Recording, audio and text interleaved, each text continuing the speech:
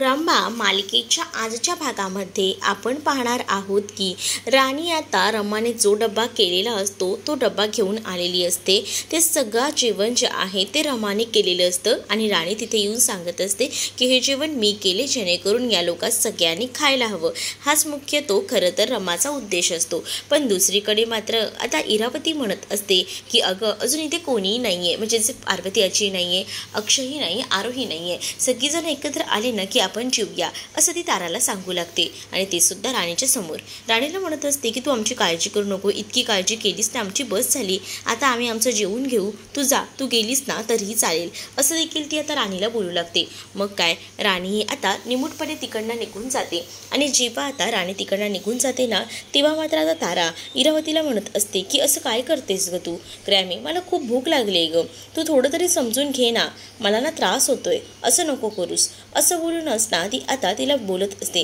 पण त्याच वेळेला मात्र आता ती म्हणू लागते की अगं मला माहिती आहे ती राणी जाण्यासाठी मी हे सगळं केलं होतं, ती आता गेली आहे ना, बघ आता काही टेन्शन नाही, मला माहिती आहे ना ती काही पुन्हा येत नसते। आणि मग काय आपल्याला ज्या हव्यात ना गोष्टी त्या तर करायलाच हव्यात, आपल्याला भूक लागली हे मला माहिती आहे, मी काय ते लोक येईपर्यंत थांबणार नाही आहे, आपण मस्त ना जेवून घेऊया, तू काळजीच करू नको असं देखील आता तिनं म्हटलेलं असतं। मग काय जेवायला बसायला ती लोक सुरुवात करतात, म्हणजेच जे काही रमाने जेवण पाठवलं आहे त्या जेवणावर इथे ही लोक ताव मारतात।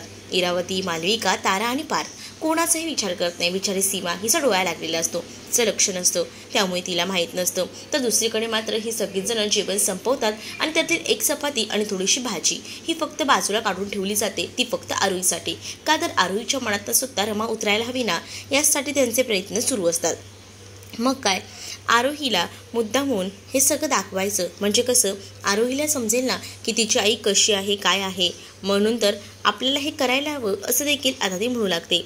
आणि आता ह्यांचं जेवण वगैरे होऊन एकदमच टनाटन झालेली असतं ती सगळीच जणं, आणि म्हणूनच आता ती लोक बोलत असतात की आपण काहीच खाल्लेलं नाही आहे, आता फक्त आरोहीची वाट बघायची, आरोही आली की मजा घ्यायची असं काहीचं त्यांचं ठरलेलं असतं।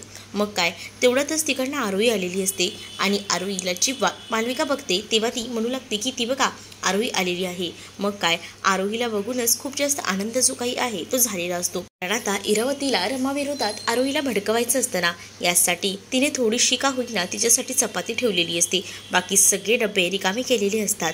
मग काय यातूनच तर खरी मजा येणार आहे, म्हणजे जेव्हा ते डबे पूर्णपणे चेक करेल ना ती, तेव्हा तर तिला समजेल ना की नाही आहे जेवण आणि तिची आई तिच्यासाठी काय काय करते ते, असंच आपण काहीचं सांगायचं तिला। दुसरीकडे अक्षय रूम वगैरे बघत असतो, एक रूम त्याला भेटली असते, पण तिथे तो म्हणतो की डिपॉझिट पे नंतर दिलं तर चालेल का, पण तो मनुष्य सांगतो की नाही डिपॉझिट तर तुम्हाला आधीच द्यावं लागेल, पण अक्षयकडे डिपॉझिट देण्या इतके पैसे नसतात, त्यामुळे सगळ्या बाजूने त्याची बोंबाबोंब झालेली असते।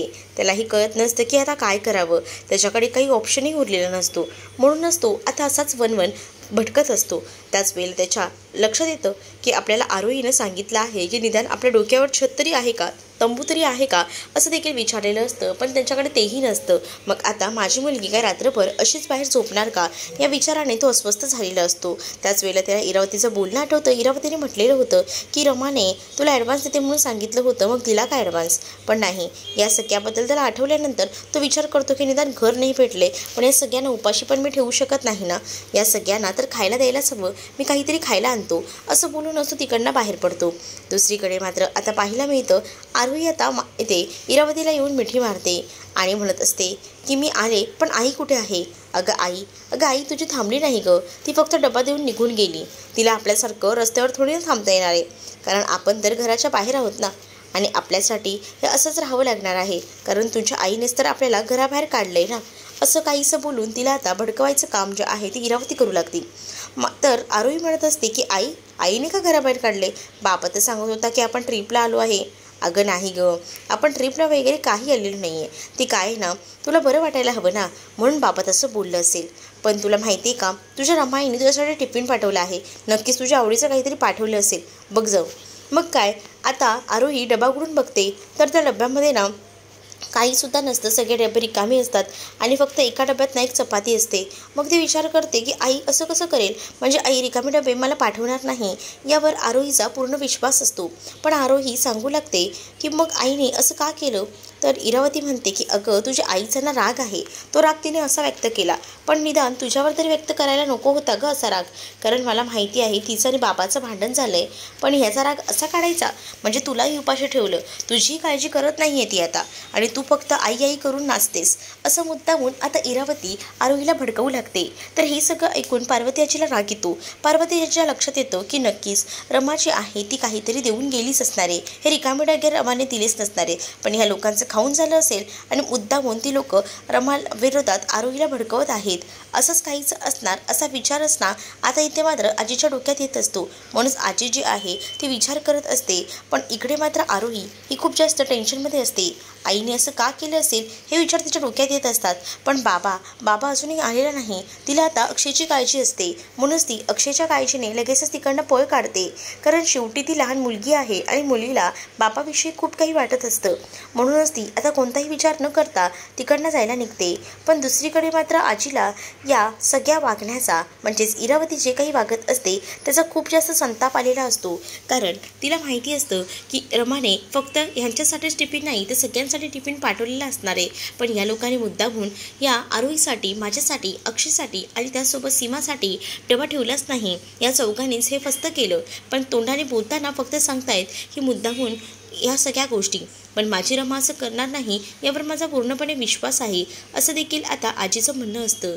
तर दुसरीकडे मात्र आता मुद्दामूनच रडायचं नाटक जे आहे ती इरावती करत असते आणि इरावती म्हणत असते की काय सांगू ग बाळा, बघ ना तुझ्या आईला तुझ्याबद्दल काहीच वाटत नाही, एकतर इतक्या दिवसानंतर तू समोर आलीस, पण तुझ्या आईला तुझ्यावर प्रेमच नाही. जर तुझ्यावर प्रेम असलं असेल तुझ्या आईचं तर तुझ्यासाठी डब्बा व्यवस्थित भरून पाठवला असता, पण बघितलंस का फक्त रिकामी डबे देऊन तिला काय दाखवायचं आहे, म्हणजे आम्ही काहीच खाऊ शकत नाही या सगळ्या गोष्टी दाखवून द्यायच्या आहेत का, असं देखील मुद्दामून ती आता बोलत असते.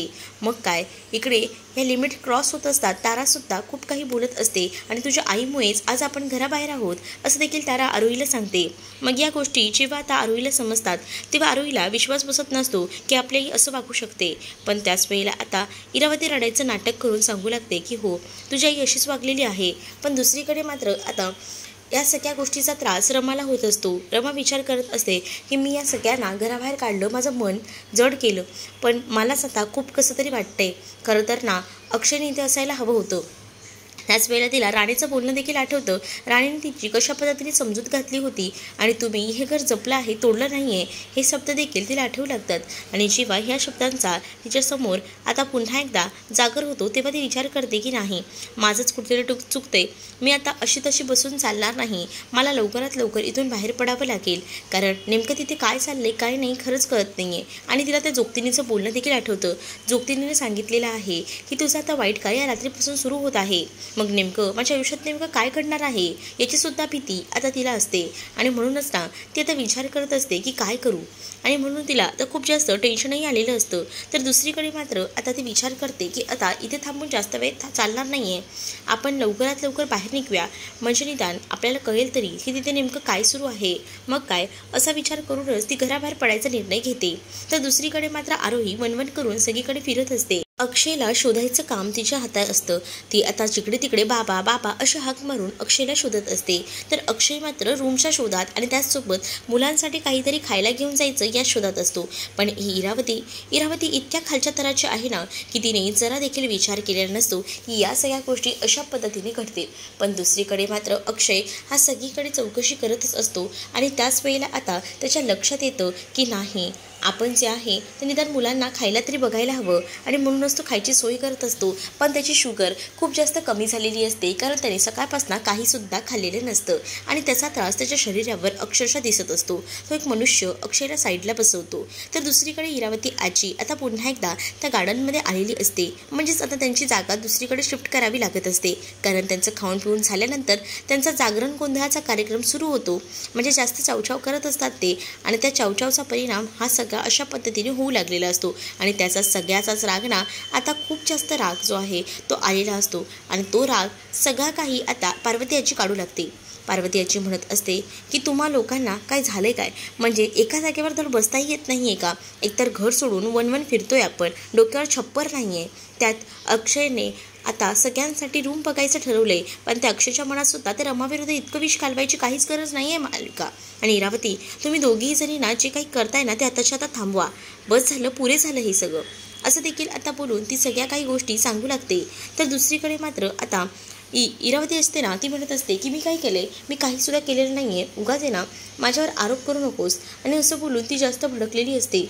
तर दुसरीकडे मात्र पार्वती आजी सुद्धा रागावून बोलत असते की तुझ्या काही ज्या गोष्टी आहेत ना त्या तुला वाटत असतील की मला कळत नाही आहेत, पण मला चांगल्याच गोष्टी कळत आहेत, तू काय करतेस आणि काय नाही ते, त्यामुळे ना तू मला सांगूच नको या सगळ्या गोष्टींबद्दल, असं देखील बोलून ती आता भडकवू लागते. आणि म्हणत असते सकाळपासनं अक्षयने आरोहीने काहीच खाल्लेलं नाही, सीमा ही आजारी आहे, पण तुम्हाला त्याबद्दल काहीच वाटत नाही ना. जर तुम्हाला याबद्दल काही वाटलं असतं तर तुम्ही सगळ्यांनी मिळून हे जेवण संपवलंही नसतं, तुम्ही विचार केला असता आमचा, पण सगळं काही तुम्ही जेवण संपवलंय आणि वर आरोप तू रमावर करतेस की रमाने रिकामे डबे पाठवलेत. रमा असं करणं शक्यच नाही, कारण माझा रमावर पूर्ण विश्वास आहे. रमा सगळे डबे भरून पाठवले असणारे, पण ते डबे सगळे संपवायचे काम तुम्ही केलं आहे. पण तू जे काही रमाबद्दल भडकवतेस ना ते बंद कर. का, तू काय करणार आहेस? कारण माझ्या बाजूने सगळीजण आहे, अक्षयही आणि बाकी इतरही, त्यामुळे ना तू विचारही करू नकोस की तू माझ्या विरोधात जायचा, नाहीतर बघ मी तुझं काय करेन, असं काहीसं भडकवायचं काम तिचं चालू असतं. दुसरीकडे आता पार्वती आजी जी आहे ना ती मात्र संतापलेली असते, कारण तिला माहिती आहे की काही झालं तरीसुद्धा ही बाई ना काही सुधारणाऱ्यातली नाही, म्हणजे आपण कितीही काही बोललो ना तरीसुद्धा ही बाई तसंच करणार आहे हे सुद्धा तितकंच माहिती आहे. आणि म्हणूनच आता विचार करू लागते ती की काय करावं. खरंच ना ही बाई सुधारणाऱ्यातली नाही आहे, म्हणून आता गुपचूपपणे तिकडनं पार्वती आजी निघून जाते. पण इकडे मात्र आता सीमा त्या इरावतीला चांगलं उत्तर देत म्हणत असते की तुझ्यामुळेच हे सगळं झालेलं आहे, आणि त्याचवर ती तिला पेढीसुद्धा म्हणत असते. तेवढ्यातच तिथे आता रमा आलेली असते. रमाला बघूनच आता मुद्दामून इथे इरावती म्हणते की काय गं, त्या अक्षयलाही तुझी इतकी आठवण येत नसेल तितकी तुला आमची आठवण यायला लागली वाटतं, म्हणूनच तू आम्हाला येऊन जाऊन नुसती भेटायला येतेस, असं बोलून ती मुद्दामून ना आता तिला त्रास देत असते. तर इथे विचारू लागते की कुठे आहे माझी आरोही आणि कुठे आहे अक्षय. अगं मला काय विचारतेस, तुझी आरोही कुठे आहे, अक्षय कुठे आहे, तुझं तू बघ ना, आम्हाला काही विचारू नको. आणि तुला असं वाटत असेल की तुझ्या सगळ्या प्रश्नांची उत्तरं दिली जातील तर हा तुझा भ्रम आहे, कारण आरोहीला तर तुझ्यावर खूप जास्त राग आलाय. तिला तर रिकामे डबे पाठवलेस तू, तिला का नाही जेवू दिलंस गं? त्यावरच आता इथे रमाला कळतं की म्हणजेच आरोहीला अक्षयला काही जेवण दिलं गेलेलं नाही आहे. मग आता खूप जास्त टेन्शन रमाला आलेलं असतं, कारण रमाला माहिती असतं ना की अक्षयची परिस्थिती कशी आहे काय आहे. आता इरावतीला चांगलंच सुनावते आणि तिकडनं लगेचच आरोहीला शोधायला जाते. पार्वती आजी कुठे आहेत हा विचार देखील तिच्या डोक्यात येत असतो. मग काय, सीमा जी आहे ती पार्वती आजींबद्दल सांगू लागते आणि म्हणत असते की आई ना या साईडला गेल्यात आणि हिच्यामुळेच ना हे सगळं होतंय, हे सुद्धा सीमा आता सांगत असते. मग काय, रमाला सगळ्याच गोष्टी माहिती असतात की या सगळ्या गोष्टी कोणामुळे होत आहेत ते, त्यामुळे रमा जी आहे ती मात्र सीमाचं बोलणं ऐकते. आणि त्याच वेळेला तिच्या लक्षात येतं की हे सगळं करणारा दुसरा तिसरा कोणी नाही तर इरावतीच आहे. इरावतीने मुद्दामून अक्षयला हे सगळं शोध मोहिमेला लावले आहे आणि स्वतः मात्र जास्तपणे स्वयंपाक घेऊन गप्प बसलेली आहे. पण बिचाऱ्या माझ्या सीमाईला त्यासोबत पार्वती आजीला हिनं काहीच दिलेलं नाही, ही गोष्ट देखील आता रमाच्या लक्षात आलेली असते. आणि म्हणूनच रमा जी आहे ती मात्र भांडत असते. पण सीमा तिला म्हणते की आई ना या दिशेला गेलेल्या आहेत, जा जरा शोध ना, आई बघ तिथे असतील. आई कुठेच गेलेल्या नाही आहेत, सगळीजणं माझ्या खिशात आहेत, तू काहीच वगैरे करू शकत नाही, माझ्या विरोधात तू कोणालाही भडकवू शकत नाही, असं देखील इरावती रमाला बोलत असते. पण त्याच वेळेला आता रमाना या सगळ्या गोष्टीचं इग्नोर करायचं ठरवते, कारण तिला ना आताच्या घडीला तिच्या जवळच्या माणसांपेक्षा दुसरं काहीसुद्धा नसतं. म्हणजेच तिला आता लवकरात लवकर अक्षयला शोधायचं असतं आणि त्याचसाठी तिची धावपळ गडबड सुरू असते. तर अक्षयचा फोनही बंद झालेला असतो, त्यामुळे अक्षयची आणि त्याचसोबत रमाची भेट होत असते. अक्षय रस्त्यावरनं चालत असतो, अक्षयला चक्कर येत असते. आरोहीला आता अक्षय समोर दिसतो आणि जेव्हा आता आरोहीला अक्षय समोर दिसतो ना तेव्हा मात्र आता ती बघत असते आणि त्याच वेळेला आता ती विचार करत असते की हे सगळं काय आहे, म्हणजे बाबाला चक्कर येते का, बाबा असं गोंधळून का गेला आहे, असा विचार देखील आता डोक्यामध्ये येत असतो. आरोही बाबा करून हाक मारत असते, कारण तिला समोर दिसत असतं की अक्षयला चक्कर येत आहे. मग अक्षयला चक्कर कशी येते हा विचार देखील तिच्या डोक्यात येत असतो आणि म्हणूनच आता ती पळत पळत जात असते आणि ती अक्षयला जोरात ओरडतसुद्धा असते, कारण मागून ना मोठा एक ट्रक येत असतो आणि ह्या ट्रकमुळे मोठा अपघात घडू शकतो हे देखील तिला आता कळून चुकलेलं असतं.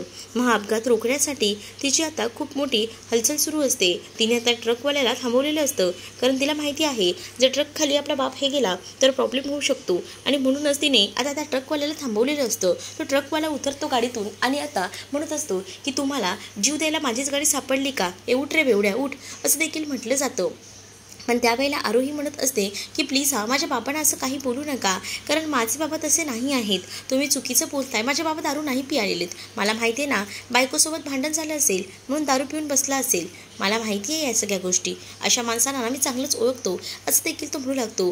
पण आता इथे जी आरोही असते ना तिला माहिती असतं ना की अक्षय कधीही दारू पित नाही, म्हणून ती त्या माणसाला म्हणत असते की नाही माझे बाबा कधीही दारू पित नाहीत, तुमचा काहीतरी गैरसमज होतोय, पण प्लीज ना माझ्या बाबांना तिथपर्यंत न्यायला मदत करा ना, हेल्प करा ना प्लीज प्लीज, माझ्या बाबांना चक्कर आली आहे, असं देखील ती आता म्हणत असते.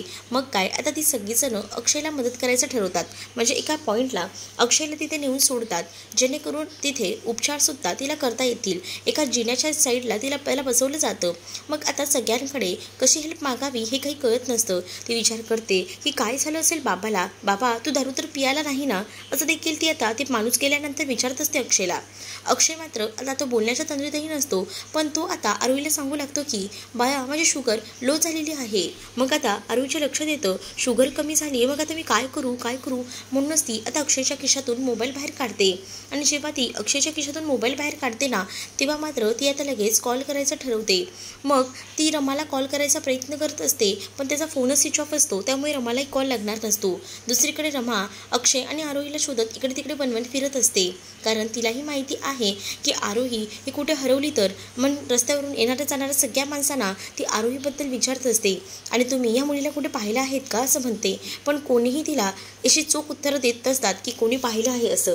म्हणूनच आता खूप जास्त टेन्शन जे आहे ते आता खरं तर रमाला आलेलं असतं. रमा विचार करते की मी इतका फोटो दाखवून सुद्धा कोणीसुद्धा विचारत नाही आहे कुठे गेली असेल माझी मुलगी, असा विचार तिच्या मनामध्ये येत असतो आणि सगळीकडे तिची शोधाशोध सुरू असते. पण आता ती देवीआईकडे प्रार्थना करत असते, देवी आता तूच काहीतरी मार्ग काढ, नाहीतर मला खरंच ना समजत नाही की काय करू. तरीसुद्धा ती अक्षयला पुन्हा एकदा कॉन्टॅक्ट करायचा प्रयत्न करते, पण अक्षयचा फोन स्विच ऑफ लागत असतो. मग ती विचार करते की येत आहे ना कसं शोधू, देवीआई आता तूच काहीतरी मार्ग काढ. दुसरीकडे आरोही रस्त्यावर सगळ्यांवर हेल्प मागत असते आणि त्याच वेळेला तिला एक दुकान दिसतं, हे चहाची टपरी असते. तो चहाच्या टपरीवालासुद्धा टपरी बंद करून चाललेला असतो, पण त्यांना ती म्हणत असते तुमच्याकडे पाणी किंवा एखादं चॉकलेट वगैरे काही असेल तरी द्या ना, साखर असेल तरी चालेल, माझ्या बाबांना शुगर आहे आणि ते चक्कर येऊन पडलेत.